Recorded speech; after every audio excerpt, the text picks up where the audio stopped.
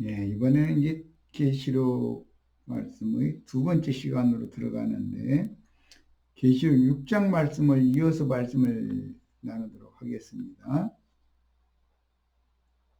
예, 처음 하늘이 두루마리가 말리는 것 같이 하늘이 이제 떠나가고 각 산과 섬이 제자리에서 옮겨지고 땅의 임금들과 왕족들과 장군들과 부자들과 강한 자들과 모든 종과 자유인이 굴과 산들의 바위 틈에 숨어서 산들과 바위에게 말하되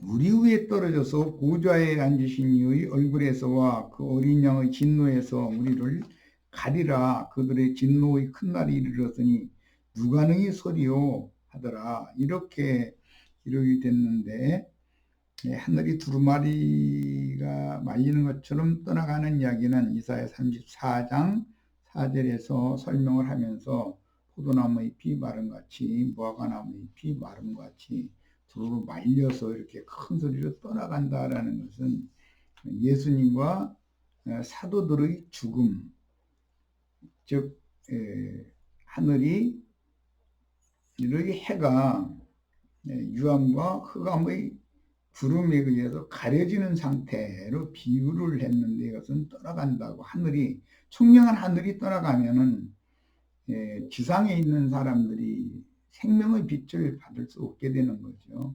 그때는 상징이다라는 걸 알 수 있고, 그 다음에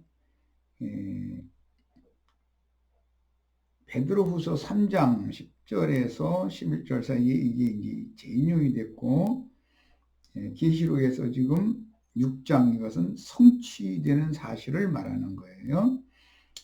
각 산과 성이 제자리에서 옮겨진다 그랬는데, 이것은 물질적인 산과 섬이나 산이 옮겨진다는 그런 말이 아니죠. 표상적으로 볼 때 섬은 바다 중에 이제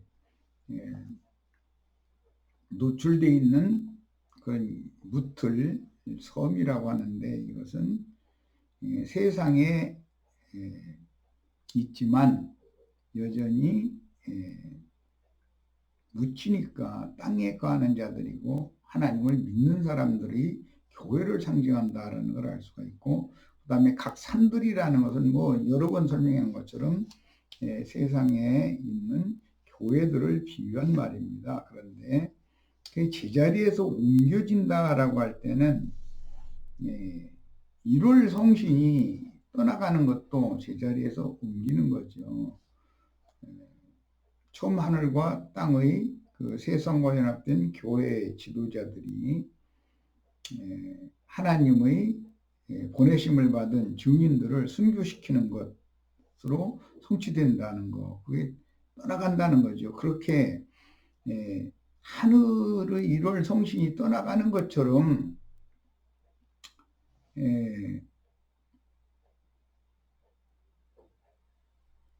산들과 바위를 향해서 우리 위에 떨어져라. 그래가지고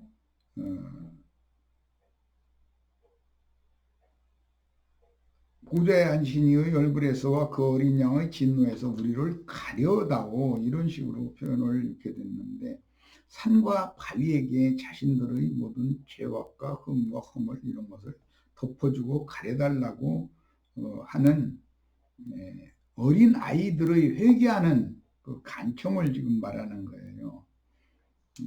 순교시킨 자들에 의해서 증인들이 하늘로 승천하는 것을 그들은 이제 영안이 열려서 본 것은 아니겠지만 이거는 아니다. 이건 진리가 저들이 하는 말이 맞는 것 같은데 하면은 세상 교계에서 옮기게 마련이죠. 하늘의 장자교회로 옮겨지게 마련이에요.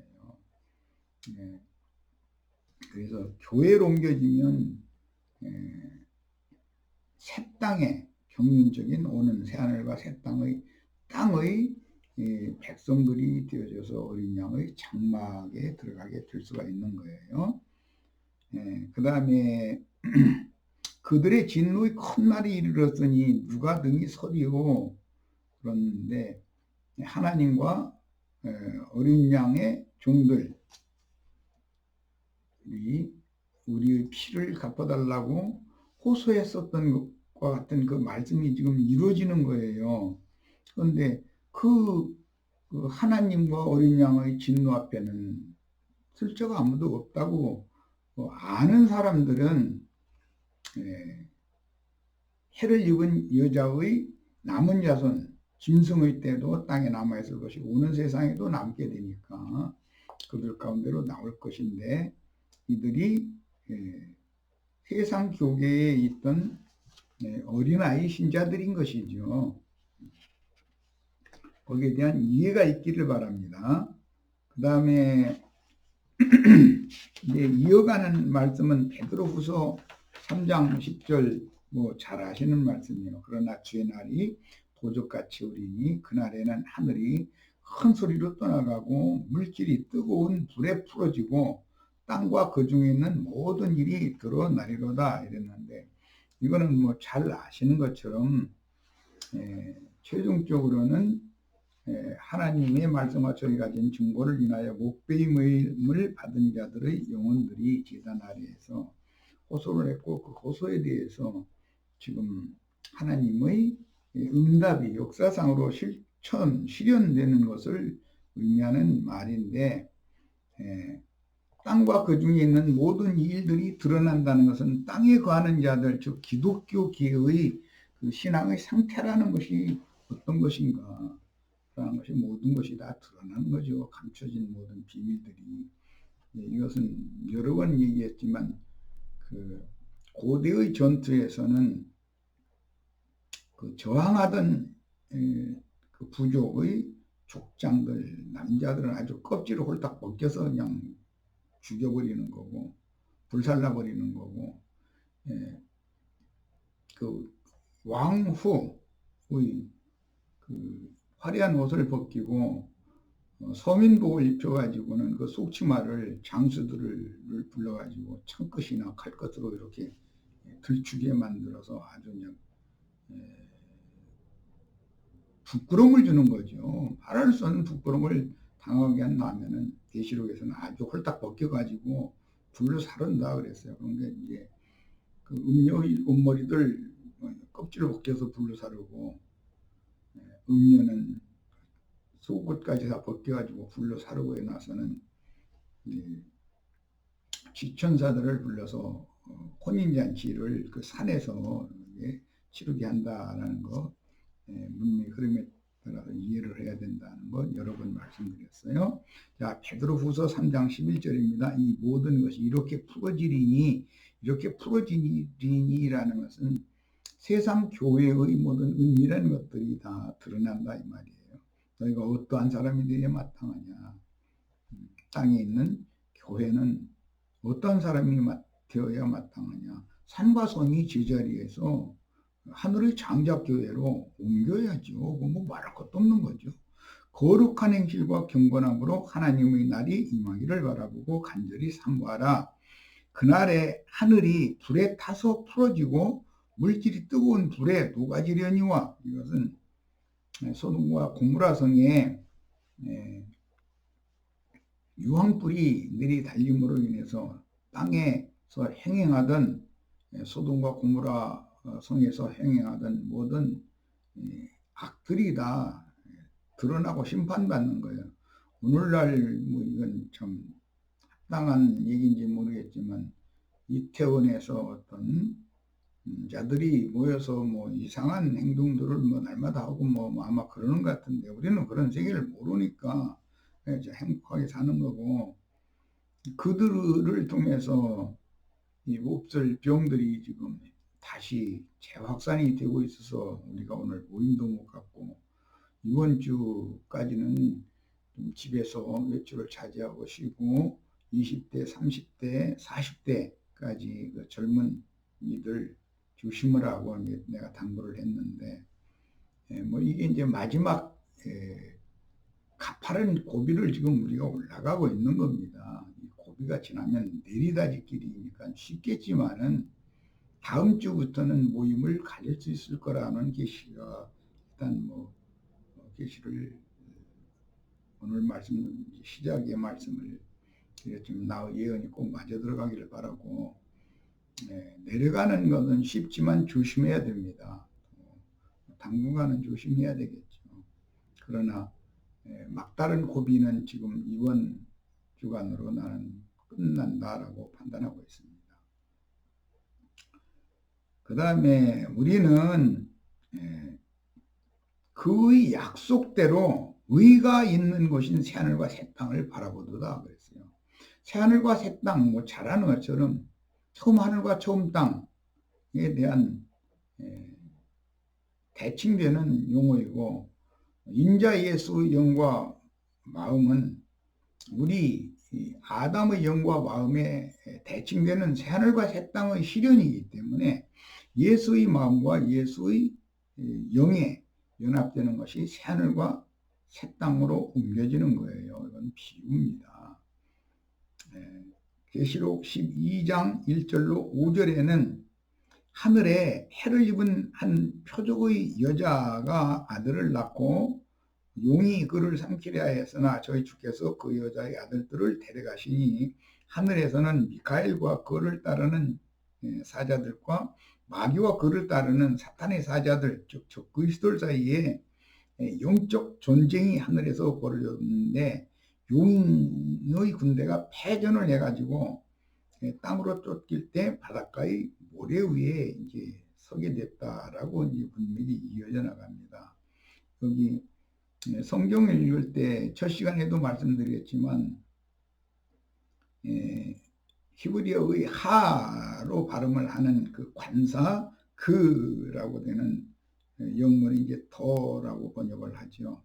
그것은 그 하늘 또는 쌍수의 하늘들, 그 다음에 다수 복수의 하늘들, 이 하늘이라는 용어에 대해서 잘 분장에 따라서 이해하고 해석을 해야 됩니다.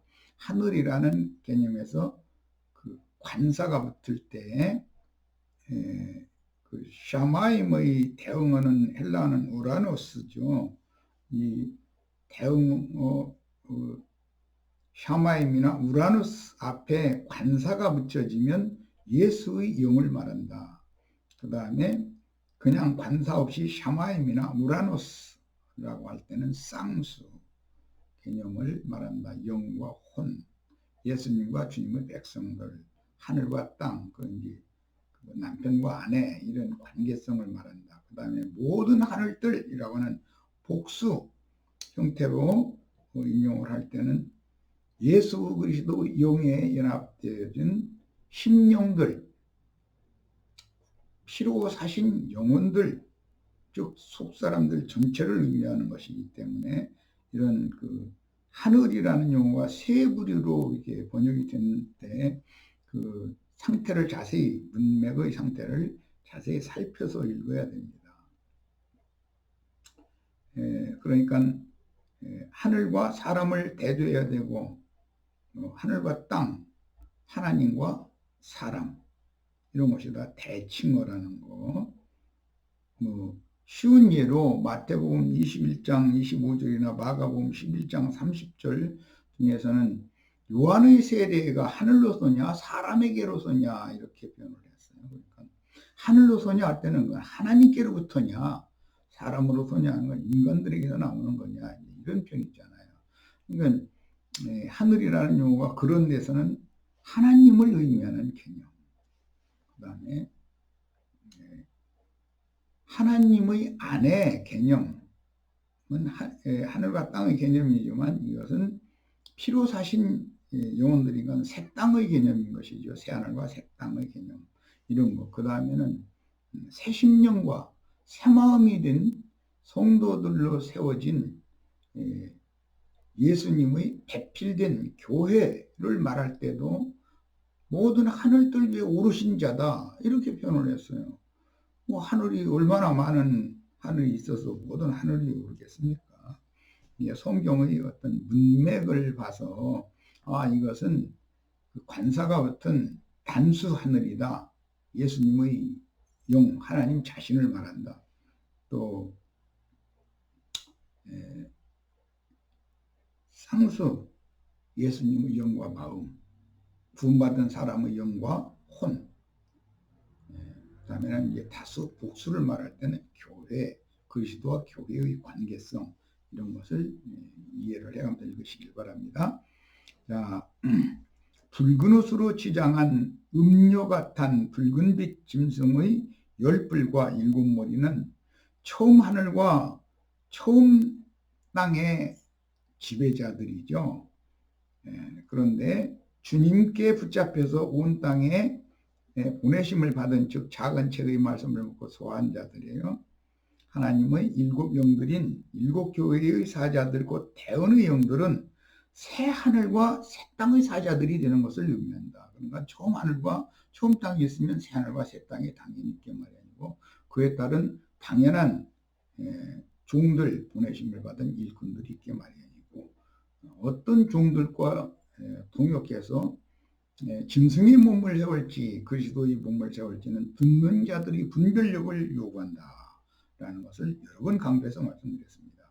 그러므로 내 생물의 밝은 눈들, 큰 반석의 앞뒤에 눈들이 가득한 내용이 스가랴서에 나오고, 음료 7머리들인 짐승의 보면은 참남된 이름들이 가득하더라는 거잖아요.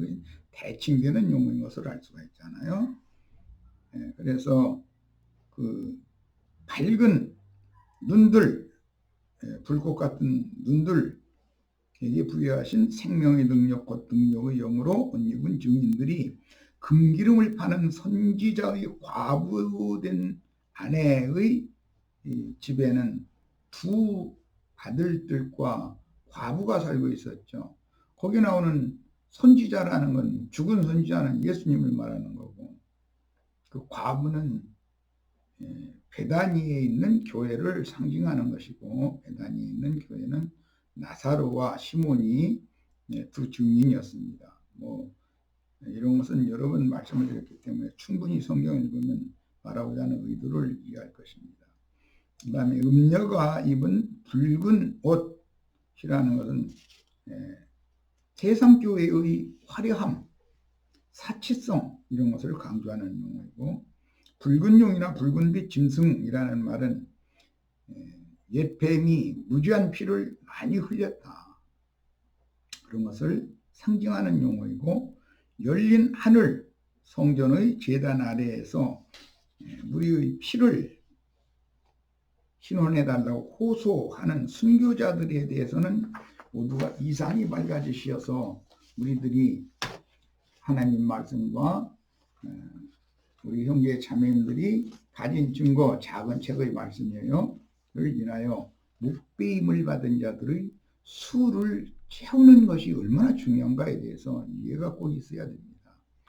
하나님의 생명을 얻은 그리스도인들의 충만한 수, 그리스도의 은혜를 입어서 피의 덮어주심과 가려주심의 은혜를 입은 충만한 수는 어린 양의 신부 될 자들의 수인데, 그런 그리스도의 몸과 짐승의 수를 채우는 짐승의 몸, 참남된 이름들이 가득한 짐승의 몸에 대해서 이상을 볼 필요가 있습니다.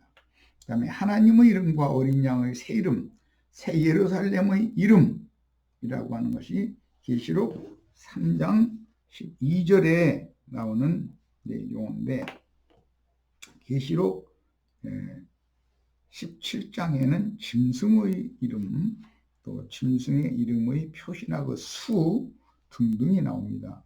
그러니까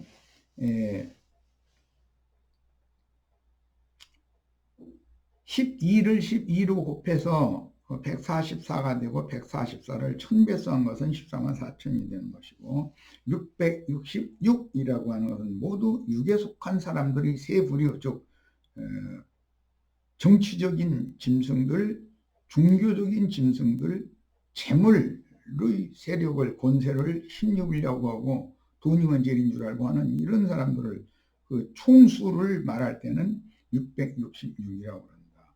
그들이 믿지 않는 자들이라면 그 수에 계수할 가치도 없죠. 그런데 믿으면서도 666에 들어가는 자가 있고, 진실되게 믿어서 참 제자들이 되므로 14만 4천의 어린 양 신부를 중매하는 자들이 있고 어린 양의 신부가 있다. 이런 것에 대해서 충분한 이해가 있기를 바랍니다. 그 다음에 1과 6을 더해도 7이 되고 1과 6을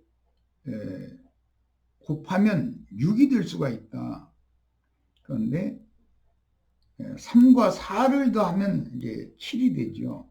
그런데 3과 4는 곱하면 12가 되고 1과 6을 더하면 7이 되지만 오히려 교회의 수의 비밀을 이루게 되지만 이것을 열매를 맺으면 6의 열매밖에 맺지 않는다. 1과 6을 곱하면 결국은 6이기 때문에 이런 거에 대해서도 이해를 성경이 계시록이 사용하는 그 숫자에 대한 비밀도 이해를 할 필요가 있습니다.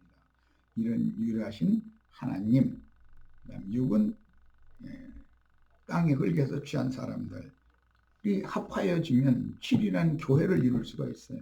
그렇지만 열매를 맺을 때 1과 6이 열매를 맺으면 이스라엘 예수님 오셨을 때 이스라엘의 신앙이 유대교 신앙인데 그들의 열매라는 것은 전부 6의 열매밖에 맺지 못했잖아요. 이런 것이 오늘날 교회에 그대로 이어져 내려오는데 조금 더 비밀을 밝히자면 모세의 장인 이드로가 와서 모세에게 니골라당의 교훈을 가르쳤죠. 이제 이걸 대대로 가르치면서 또 이걸 니골라당을 실현하는 자들이 생겨요. 그 다음에 발람 선지자와 니골라 당은 즉 모세의 장이 가르친 그런 백성들 위해서 머리되기를 좋아하는 이런 자들의 종교 체제를 가르치는 뿐만 아니라 이걸 실행하는 자들은 다 미디안의 제사장들이지 그들은 하나님의 제사장들이 아니다. 또 삭슬 위해서 하나님의 말씀을 전하는 자들은 전부 도적이요 절도들이고 순결한 처녀로 양무리를 잘 가르쳐서 어린 양의 신부로 중매하는 사역이 아니다. 이런 거에 대해서 명확한 이해가 있기를 바랍니다. 자, 무조갱의 사자들이라는 용어가 이제 계시록 9장에 나오죠. 거기에 보면 황충, 군대 귀신들 이야기가 나오고 또 개구리들의 개구리 우는 소리, 혀가 갈라졌죠. 뱀, 도마뱀 그런 종류는 다 마찬가지죠. 파충류들은 혀가 다 갈라져 있는데 그것들은 무깃도산, 아마겟돈 골짜기로 땅의 왕족들을 또 그들과 동역하는 수많은 군대 귀신들을 불러 모으고 큰 강 유브라데가 마르게 되니까 동방의 해돋는 곳에서 큰 성 바벨론으로 포로로 사로잡혀 가가지고 거기에서 70년이 찰 때까지 징벌을 순위 받고 순종을 배워서 온전케 된 의인의 영들이 그 큰 강 유브라데 강을 건너서 여전히 아마겟돈 골짜기로 보이게 되죠. 그래가지고 2만만의 그 마병대들과 이제 접전을 해서 2만만의 마병대들을 진멸하는 이야기가 계시록에 나와요. 이게 지난번에부터 계속 말씀드리고 있지만 계시록이라고 하는 것은 메시아의 왕국을 세우기 위해서 어둠의 권세자들과 접전하는 전쟁사 이야기로 기록이 되어 있기 때문에 우리 형제 자매님들의 그 이마에는 하나님의 이름과 하늘의 하나님께로부터 내려오는 거룩한 성 예루살렘의 이름과 예수라는 자의 새 이름, 또 다른 보혜사지요. 진리의 성령이에요. 그 이름이 이마에 기억되어지고 하늘과 땅의 모든 권세를 약복나루를 건넌 야곱의 지팡이를 형제 자매님들이 다 받으시기를 바라요. 이것은 아론의 쌍난 지팡이로 이시가 됐다는 걸 이미 잘 알 수 있어요. 그것은 실제로는 놋뱀을 매단 장대라고 그랬는데 이제 계시록에서는 철장이라고 그랬죠. 그래서 질그릇을 깨부수는 그런 철장을 우리 형제자매님들이 다 받으시기를 바랍니다. 그 철장에 의해서 큰 산이 다니엘서 예언서에 보면 부서뜨려져 가지고 가루로 만들어서 흩어지고 사람의 손으로 하지 아니하고 뜨인 돌이 하늘로 승천했다가 다시 내려와서 산을 쳐버리니까 아주 가루로 만들어서 흩는다 이랬는데 세상 쪽에는 그렇게 심판받고 흩음을 당하는 것이죠. 이게 다 비유들입니다. 자, 그 다음에 최후의 진리 전쟁인 무깃도 산골짜기 즉 아마겟돈 골짜기의 전쟁은 어둠과 죽음의 세력인 무적행의 군대인 2만만 개구리들의 유혹에 의하여 소집된 땅의 왕족들인 용의 군대와 빛과 생명의 권세인 그리스도를 죽기까지 따르는 미가엘의 군대 동방에서 올라오는 왕들 지금 설명했어요. 그 안에 벌어질 최후 전쟁의 이상을 보셔서 우리가 어떠한 죽음으로 하나님께 영광을 돌릴 것인가. 사람이 한 번 죽는 것은 정하신 것이고 그 후에는 심판이 있게 마련인데 문제는 어떠한 죽음으로 하나님께 영광을 돌릴 것이냐. 속세에서는 무슨 짐승으로 살다가 죽으면 그건 돼지 죽음으로 보기 때문에 뭐라고 짐승의 죽음 보고 개 돼지같이 개 죽음 죽는다. 개돼지같이 죽는다 이런 말을 하는데 그런 죽음이 있고 하나님의 영광을 위하여 이 목숨을 던지는 그런 죽음이 있어요. 그러니까 어떠한 죽음을 하나님께 영광을 돌릴 것인가 이거에 대해 우리 친구들이 이 시간에 아주 감명 깊은 계시를 받으시기를 바랍니다. 자, 전쟁 무기는 미가엘이신 그리스도와 그 사자들의 무기인 미가엘의 군대를 지휘하는 군대 장관의 입에서 나오는 예리한 검 또는 독을 묻힌 화살, 활, 견강한 활, 또 화살, 그 다음에 창, 여러 가지 무기 얘기인지 구약시대의 전쟁은 백병전했기 때문에 이런 것들을 말하는 것은 성령의 검 진리의 말씀을 상징한 말이다. 그 다음에 거기에 대응하는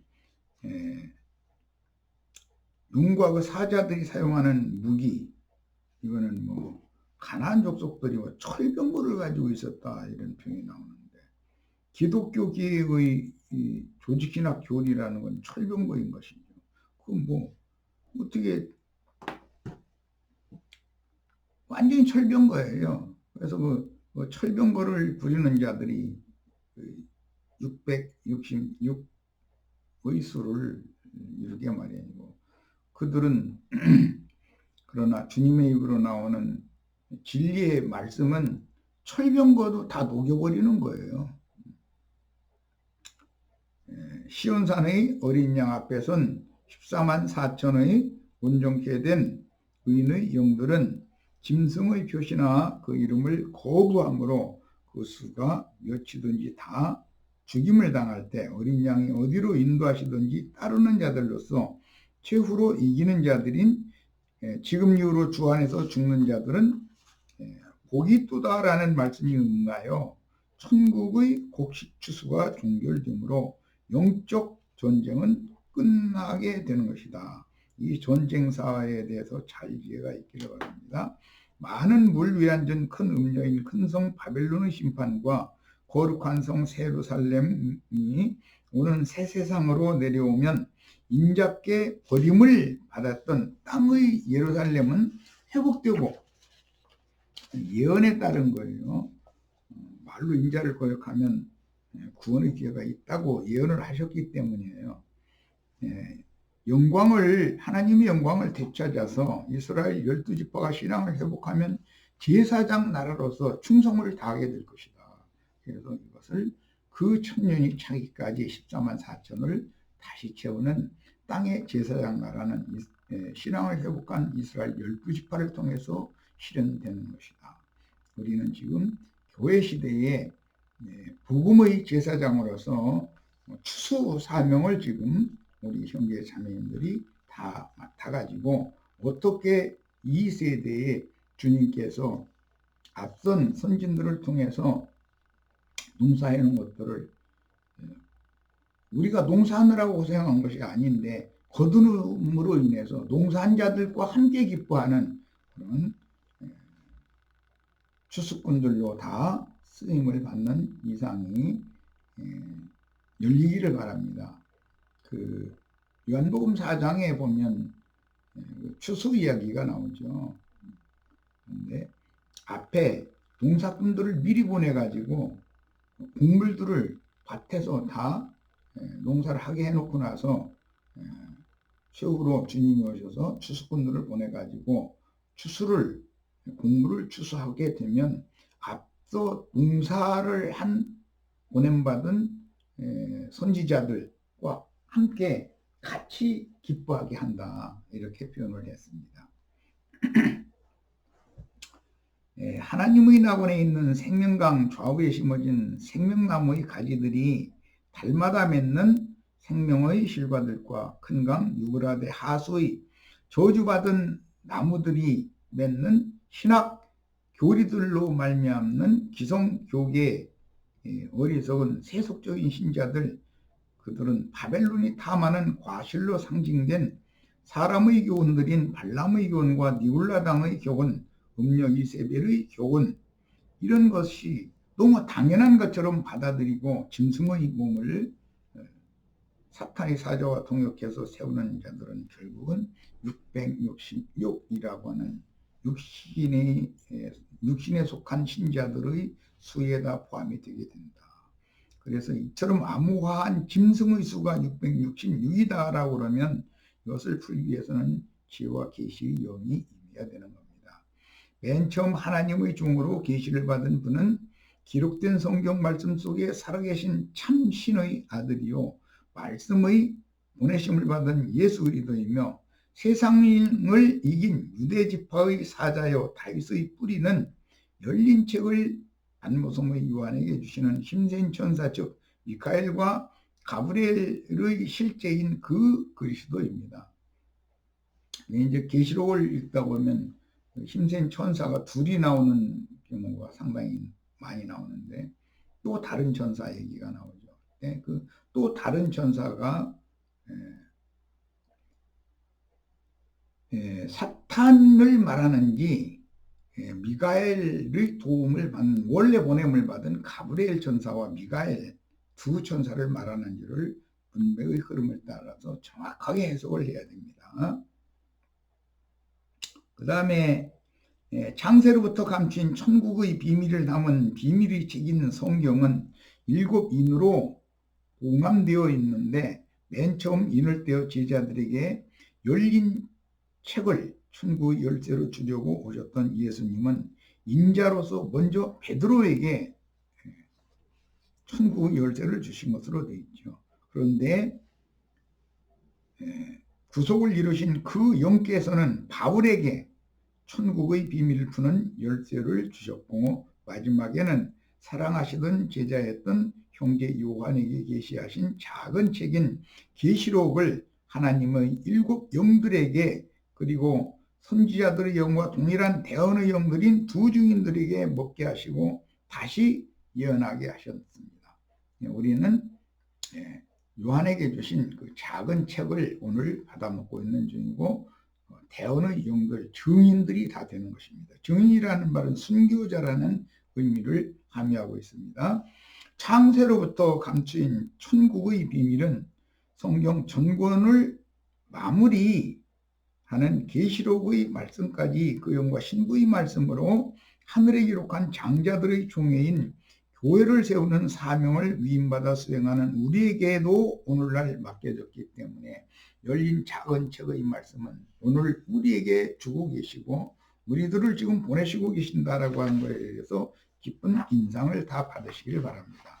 우리는 지혜와 계시의 영으로 영감을 갑절이나 받아서 작은 책의 말씀인 계시록에 기록된 내용들을 계시하신 하나님의 의도대로 바르게 이해하고 깨달아서 성령과 신부의 말씀을 증거하고 순종하여 주님의 뜻을 결국 성취시키도록 수행해야겠습니다. 그리스도의 몸을 회복하고 이기는 자들을 낳아서 어린 양의 아내를 중리하기 위해, 즉 아들의 축복을 위해 어미인 교회는 기꺼이 율법의 저주를 담당하여 베냐민을 낳고 죽은 라헬의 예언을 이루어야 하는데 어디에서 죽는지는 잘 아실 거예요. 베들레헴으로 가는 에브라치라고 하는 것은 곡물의 땅이라는 뜻이고 그 곡물의 땅 중에 에브라 땅 중에는 베들레헴이 있는데 베들레헴은 떡집이라는 뜻인 것을 잘 아실 것입니다. 그러니까 여기에서 숭배하는 거예요. 이방인의 때가 이르러 유대 땅의 교회들은 예루살렘의 멸망과 함께 로마에 의하여 세속화되기 시작했고 남은 자들은 박해를 견디지 못하고 숨게 되었으며 이방 땅의 교회들은 변질되어 로마교에 흡수되니 이것이 교회에 닥친 큰 시험이었습니다. 다니엘의 예언대로 네 번째 두렵고 큰 짐승인 로마 제국이 바다에서 올라와서 교회를 장악하게 되니 이게 버가모 교회의 현상이 된 것이죠. 콘스탄티누스라는 사람이 로마 교회를 로마 교로 흡수해버리게 되었어요. 그래서 버가모 교회 사자에게 나는 네가 어디에서 수고하는지를 아는데 그것은 바로 사탄의 보좌가 있는 곳이다 그랬어요. 콘스탄티누스라는 사람은 사탄으로서 사탄의 보좌에 맨 처음 앉은 자죠. 이것은 주님께서 세속교계에서 촛대를 옮기심으로 음욕교회들을 심판하여 이 세상 신들에게 주어버렸지만 소수의 남은 자들이 물론 신앙을 지키고 남은 자들이 감춰져 있었다. 그 감춰진 무리의 신앙이 대대로 이어져서 오늘 우리에게까지 온 것입니다. 자, 여기까지 해서 오늘 말씀을 모두 마치도록 하겠습니다.